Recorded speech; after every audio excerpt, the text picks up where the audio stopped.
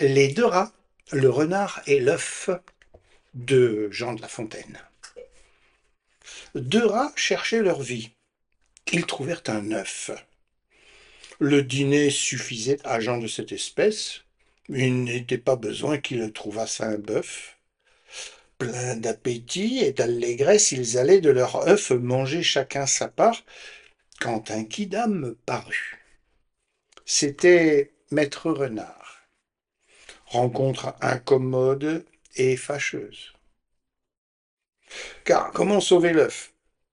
Le bien empaqueter, puis des pieds de devant ensemble le porter, ou le rouler, ou le traîner, c'était chose impossible autant que hasardeuse. Nécessité l'ingénieuse leur fournit une invention.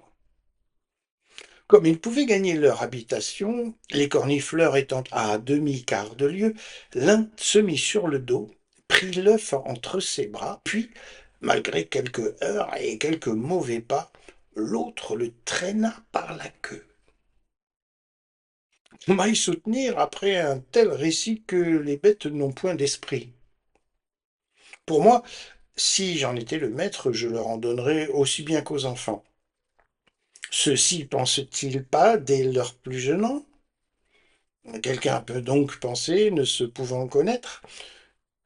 Par un exemple tout égal, j'attribuerais à l'animal non point une raison selon notre manière, mais beaucoup plus aussi qu'un aveugle ressort.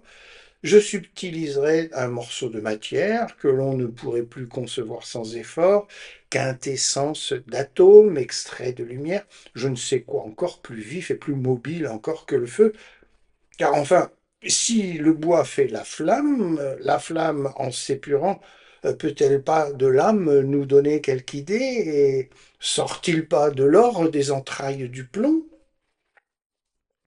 Je rendrai mon ouvrage capable de sentir, juger, rien davantage, et juger imparfaitement sans qu'un singe jamais fît le moindre argument.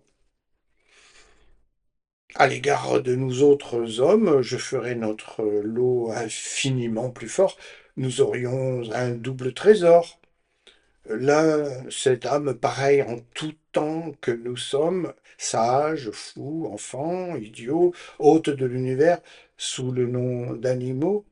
L'autre, encore une autre âme, entre nous et les anges, commune en un certain degré, et ce trésor à part créé, suivrait parmi les airs les célestes phalanges, entrerait dans un point sans en être pressé, ne finirait jamais, quoique ayant commencé, chose réelle, quoique étrange.